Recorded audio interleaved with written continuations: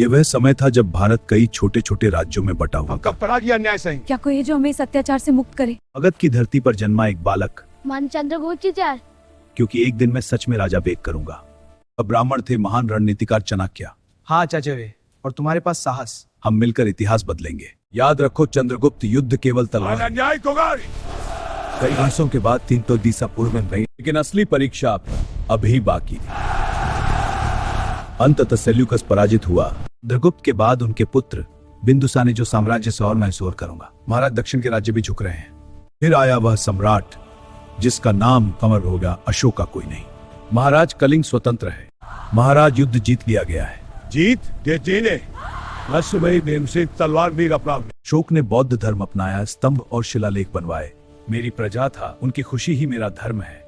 अशोक के बाद साम्राज्य कमजोर होने लगा और 185 ईसा पूर्व में मौर्य वंश का अंत हो गया। मौर्य एम्पायर की कहानी। उदय से पतन तक एक रोचक ऐतिहासिक कथा। बहुत समय पहले, जब भारत कई छोटे छोटे राज्यों में बंटा हुआ था, तब उत्तर भारत में एक शक्तिशाली राज्य था, मगध। उस समय वहां शासन कर रहा था नंद वंश। प्रजा पर भारी कर लगाए जाते थे और जनता असंतुष्ट थी। उसी दौर में इतिहास ने एक नई कहानी लिखनी शुरू की। एक साधारण बालक, बड़ा सपना।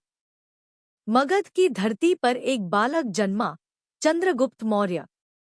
कहा जाता है कि वह साधारण परिवार से था, लेकिन उसकी आंखों में असाधारण सपना था। पूरे भारत को एकजुट करने का सपना। एक दिन उसकी मुलाकात हुई एक महान शिक्षक से, चाणक्य, कौटिल्य।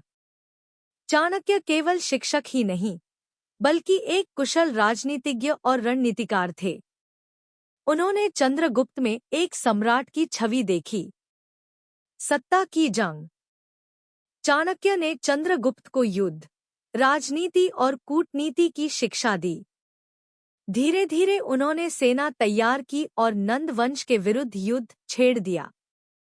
कई संघर्षों के बाद मगध की गद्दी पर बैठा एक नया राजा, चंद्रगुप्त मौर्य।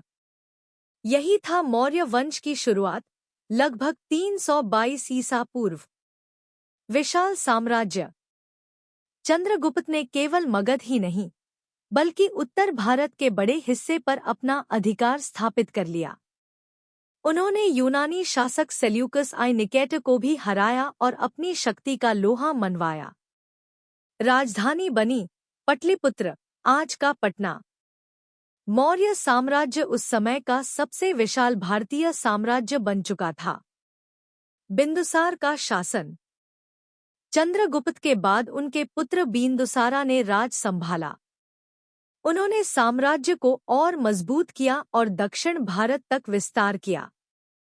लेकिन असली स्वर्णिम अध्याय अभी बाकी था। अशोक युद्ध से शांति तक। बिंदुसार के बाद गद्दी पर बैठे महान सम्राट अशोका। शुरुआत में अशोक एक शक्तिशाली और कठोर शासक थे। उन्होंने कलिंगा वॉर लड़ा। यह युद्ध भयंकर था।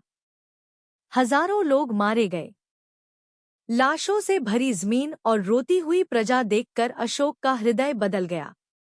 उन्होंने प्रतिज्ञा ली, अब मैं तलवार से नहीं, धर्म और शांति से शासन करूंगा। धर्म और संदेश। अशोक ने बौद्ध धर्म अपनाया और पूरे साम्राज्य में शांति, अहिंसा और मानवता का संदेश फैलाया। उन्होंने स्तंभ और शिलालेख बनवाए, जिन पर नैतिक शिक्षा लिखी होती थी। आज भी उनका अशोक चक्र भारत के राष्ट्रीय ध्वज पर अंकित है। पतन की शुरुआत। अशोक के बाद मौर्य साम्राज्य धीरे धीरे कमजोर होने लगा। कमजोर उत्तराधिकारी, आंतरिक विद्रोह और बाहरी आक्रमणों के कारण साम्राज्य बिखर गया। लगभग 185 ईसा पूर्व में मौर्य वंश का अंत हो गया, लेकिन विरासत अमर रही। मौर्य वंश ने भारत को पहली बार एक विशाल साम्राज्य के रूप में जोड़ा। उन्होंने प्रशासन, कानून, सड़कें, व्यापार और संस्कृति को नई दिशा दी। आज भी जब हम भारत के इतिहास की बात करते हैं तो मौर्य वंश का नाम गर्व से लिया जाता है।